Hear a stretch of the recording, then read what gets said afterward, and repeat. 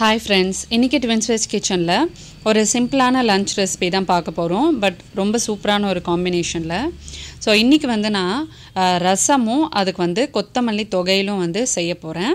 So இது ரெண்டுமே பார்த்தீங்கன்னா ரொம்ப நல்ல காம்பினேஷன், ட்ரை பண்ணி பாருங்க. இப்போ ஃபஸ்ட்டு வந்து நான் தொகையல் செய்ய போகிறேன், கொத்தமல்லி தொகையல். அதுக்கு வந்து ஒரு 5லேருந்து 6 காஞ்ச மிளகா அளவுக்கு வந்து நம்ம எடுத்துக்கலாம். அதை வந்து ஃபஸ்ட்டு எண்ணெயில் லைட்டாக வறுத்து எடுத்து வச்சுக்கோங்க.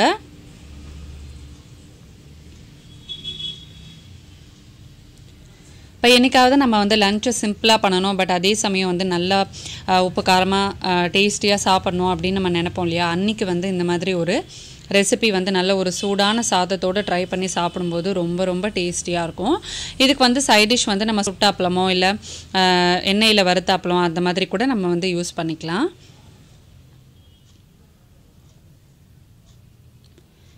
இப்போ மிளகா பார்த்தீங்கன்னா லைட்டாக கலர் மாறினதுக்கப்புறமா எடுத்துருங்க, ரொம்ப கருப்பாக விட்டுறாதீங்க.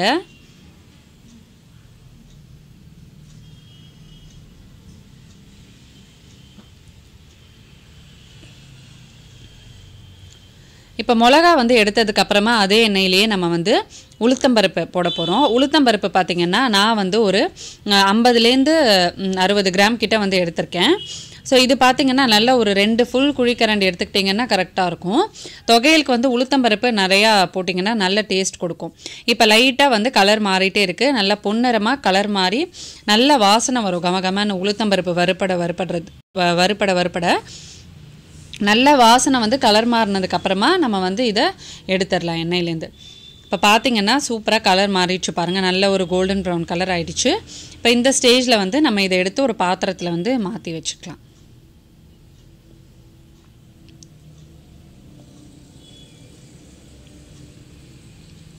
எண்ணெய் வந்து இல்லாமல் வடித்து எடுத்துக்கோங்க. அந்த எண்ணெயை வந்து நம்ம அதுக்கப்புறமா வேறு ஏதாவது டிஷ் பண்ணும்போது நம்ம யூஸ் பண்ணிக்கலாம்.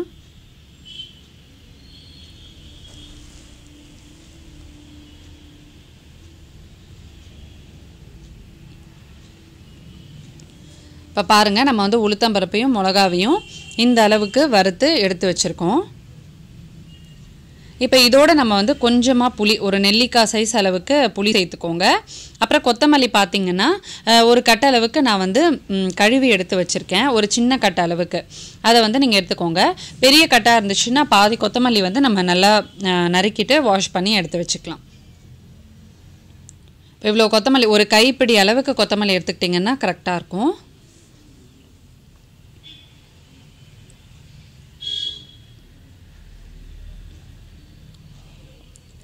இப்போ இந்த கொத்தமல்லியை நம்ம இதோடு சேர்த்து அரைச்சி எடுத்துக்க போகிறோம். ஃபஸ்ட்டு நம்ம என்ன பண்ணணும் அப்படின்னா, கொத்தமல்லி சேர்க்கறதுக்கு முன்னாடி இந்த பருப்பு, காஞ்ச மிளகாய், அதோட இந்த தொகையலுக்கு தேவையான உப்பு, இது மூணுத்தையும் வந்து போட்டு மிக்சியில் வந்து நல்லா அரைச்சி எடுத்துக்கணும். ஃபஸ்ட்டு இது 3 மட்டும் நம்ம அரைச்சி எடுத்துக்க போகிறோம். இது நல்லா அரைச்சி அதுக்கப்புறமா வந்து நம்ம கொத்தமல்லியை சேர்த்துக்கலாம், நல்லா அரைப்பட்டதுக்கப்புறமா. இப்போ இதை எல்லாத்தையும் நீங்கள் ஒன்றா சேர்த்துக்கிட்டிங்கன்னா உங்களுக்கு வந்து உளுத்தம்பருப்பு நல்லா அரைப்படாது. அதனால் ஃபஸ்ட்டு நம்ம இதை நல்லா அரைச்சி ஒரு பவுடர் கன்சிஸ்டன்சிக்கு இந்த மாதிரி அரைச்சி எடுத்துக்கிட்டு அதுக்கப்புறமா நம்ம வந்து கொத்தமல்லி சேர்த்து அரைச்சோன்னா உங்களுக்கு நல்ல ஒரு பேஸ்ட் வந்து கிடச்சிடும், குறைன்னு இல்லாமல். இப்போ இதுக்கு வேணும்னா நீங்கள் தேவையான அளவு தண்ணி ஊற்றிக்கலாம். நான் வந்து கொஞ்சமாக பாருங்கள் இந்த அளவுக்கு தண்ணி ஊற்றிக்கிறேன். நடுவில் உங்களுக்கு வேணும்னா கூட தண்ணி வந்து நீங்கள் ஊற்றிக்கலாம். தொகையெல்லாம் பார்த்திங்கன்னா கொஞ்சம் வந்து கெட்டியாக தான் இருக்கும். இதே வந்து நீங்கள் சட்னியாக பண்ணுறீங்க அப்படின்னா நல்லா தண்ணி ஊற்றி நம்ம இதையே வந்து கொஞ்சம் தேங்காய் சேர்த்து சட்னியாகவும் நம்ம வந்து அரைச்சிக்கலாம். இப்போ இதே தொகையலுக்கே நீங்கள் தேங்காயும் சேர்த்துக்கலாம், ஆனால் நான் வந்து தேங்காய் சேர்க்கலனாலும் ரொம்ப டேஸ்டியாக இருக்கும். இப்போ பார்த்திங்கன்னா நான் வந்து உங்கள்கிட்ட காட்டின அளவுக்கு தண்ணி தான் இதில் சேர்த்தேன். இப்போ இந்த மாதிரி நல்லா பேஸ்ட் மாதிரி அரைப்பட்டு எடுத்தாச்சு. இதை வந்து ஒரு பாத்திரத்தில் மாற்றிட்டு, ரொம்ப கெட்டியாக இருந்துச்சுன்னா கொஞ்சமாக அந்த மிக்சிலேயே கொஞ்சம் தண்ணி விட்டு நல்லா வாஷ் பண்ணிவிட்டு அதையே நீங்கள் வந்து ஊற்றிக்கலாம், அதை வந்து வேஸ்ட் பண்ணாமல். அவ்வளோதான், நமக்கு வந்து தொகையல் ரொம்ப சூப்பராக வந்து ரெடி ஆயிடுச்சு. இதை வந்து ஒரு சூடான சாதத்தோடு நீங்கள் கலந்து சாப்பிட்லாம், இல்லை நல்ல ஒரு ரசத்தோடு தொட்டுட்டும் சாப்பிட்லாம், சட்னியாகவும் சாப்பிட்லாம், தோசை இட்லிக்கெல்லாம் ரொம்ப சூப்பராக இருக்கும். இப்போ அடுத்தது வந்து நம்ம ரசம் எப்படி பண்ணுறதுன்னு பார்க்கலாம். ரொம்ப ஒரு சிம்பிளான ரசம் தான், பட் ரொம்ப டேஸ்டியாக இருக்கும்.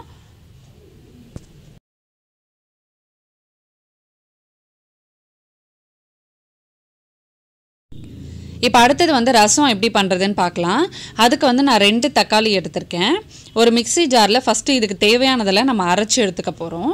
இப்போ அந்த 2 தக்காளி வந்து நம்ம அதாவது ரேண்டம் சைஸஸில் வந்து கட் பண்ணி எடுத்துக்கலாம். பெருசாகவே கட் பண்ணிக்கலாம். ஏன்னா நம்ம அரைக்க தான் போகிறோம் அதனால். இப்போ இதில் பார்த்தீங்கன்னா ஒரு ஹாஃப்லேருந்து 3/4 டீஸ்பூன் அளவுக்கு நம்ம வந்து மிளகு எடுத்துருக்கோம். அப்புறம் ஒரு 1/2 டீஸ்பூன் அளவுக்கு வந்து சீரகம் எடுத்துக்கோங்க.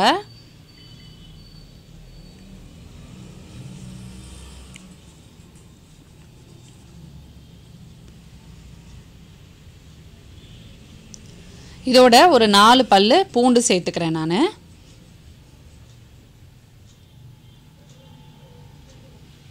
ஃபஸ்ட்டு வந்து இது எல்லாத்தையும் அரைச்சி நல்லா பவுடர் பண்ணிக்கோங்க. இப்போ இந்த மாதிரி கொஞ்சம் கொரன்னு இருக்கும். இந்த மாதிரி பவுடர் பண்ணிவிட்டு அதுக்கப்புறமா நம்ம வந்து தக்காளியை நறுக்கி இதில் வந்து சேர்த்துக்க போகிறோம். இப்போ நான் பார்த்தீங்கன்னா ஒரு தக்காளி வந்து நறுக்கி சேர்த்துருக்கேன். இன்னொரு தக்காளி வந்து ரசம் ப்ரிப்பேர் பண்ணும்போது வதக்கி எடுத்துக்க போகிறேன். இதில் வந்து கொஞ்சமாக கொத்தமல்லி. இப்போ இந்த மாதிரி எல்லாத்தையும் சேர்த்து கொஞ்சம் தண்ணி விட்டு இந்த மாதிரி அரைச்சி எடுத்துக்கலாம்.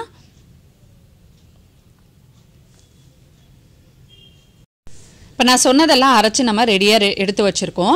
இப்போ நம்ம வந்து தொகையல் பண்ணுறதுக்கு உளுத்தம்பருப்பு வளர்த்தோம் பார்த்தீங்களா, அந்த எண்ணெய் தான் இது வந்து மீதி இருக்குது. இப்போ இதையே வந்து நம்ம ரசத்துக்கு கொஞ்சமாக அந்த எண்ணெயோட நெய் வந்து விட்டுருக்கேன் நான். நெய்யில் வந்து உங்களுக்கு ரசத்தில் வறுக்கும்போது ரொம்ப கமகமன் வாசனையாக இருக்கும், ரொம்ப டேஸ்டியாகவும் இருக்கும். இப்போ அதில் வந்து ஒரு டீஸ்பூன் அளவுக்கு வந்து எண்ணெய் இருக்கும். அதோடையே நான் வந்து ஒரு டீஸ்பூன் அளவுக்கு நெய் சேர்த்துருக்கேன். இப்போ இது நல்லா சூடானதுக்கப்புறமா இதில் வந்து கொஞ்சம் கடுகு சேர்த்துக்கோங்க.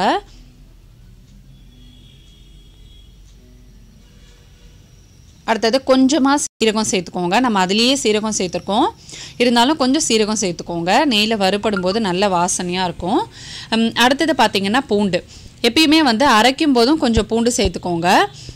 நான் வந்து எப்பயுமே இப்படி தான் சேர்த்துப்பேன். கொஞ்சம் அரைக்கும் போதும் சேர்த்துப்பேன். அதுக்கப்புறமா கொஞ்சம் நெய்லையும் எண்ணெயிலையும் வறுக்கிறதுக்கு பூண்டு நிறையா எடுத்து வச்சுப்பேன். ஸோ இது வந்து ரொம்ப டேஸ்டியாக இருக்கும். சில பேருக்கு பார்த்திங்கன்னா அரைச்சி சேர்த்தா பிடிக்கும். சில பேருக்கு வந்து பூண்டு ரசத்தில் நிறையா இருந்துச்சுன்னா நம்ம வந்து சாதம் கலக்கும்போது அது சாப்பிடும்போது ரொம்ப டேஸ்டியாக இருக்கும். ஸோ அதனால் நான் வந்து அரைக்கிறதுல ஒரு 4 பல்லு சேர்த்துட்டு வதக்கிறதுக்கு நிறையா எடுத்துகிட்ருக்கேன்.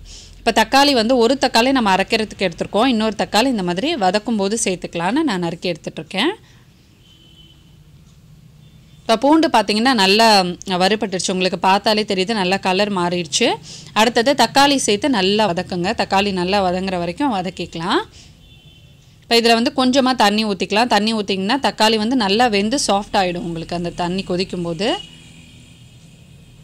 இப்போ பார்த்திங்கன்னா தக்காளி வந்து நல்லா சாஃப்ட் ஆகிடுச்சு. அதுக்கப்புறமா வந்து இதில் தண்ணி வந்து தேவையான அளவு அதில் பார்த்திங்கன்னா நான் வந்து ஒரு 400 ml அளவுக்கு வந்து தண்ணி சேர்த்துருக்கேன். 400லேருந்து 450 mlக்கு வந்து நம்ம சேர்த்துக்கலாம்.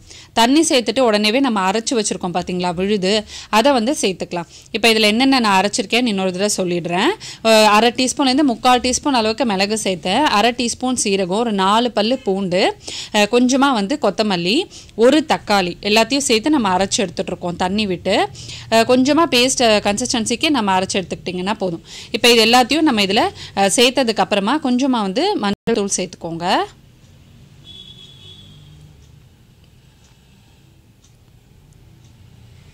இந்த ரசத்துக்கு தேவையான உப்பு சேர்த்துருக்கோம்.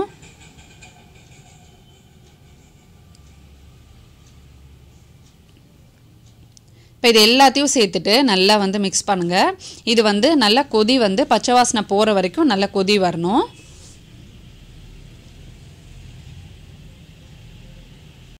இப்போ ஒரு 5 நிமிஷம் கொதி வந்ததுக்கப்புறமா நான் வந்து ரசத்தை இறக்கிட்டேன். அவ்வளோதான். ரசம் வந்து ரொம்ப நேரம் கொதிக்கணும்னு அவசியம் இல்லை.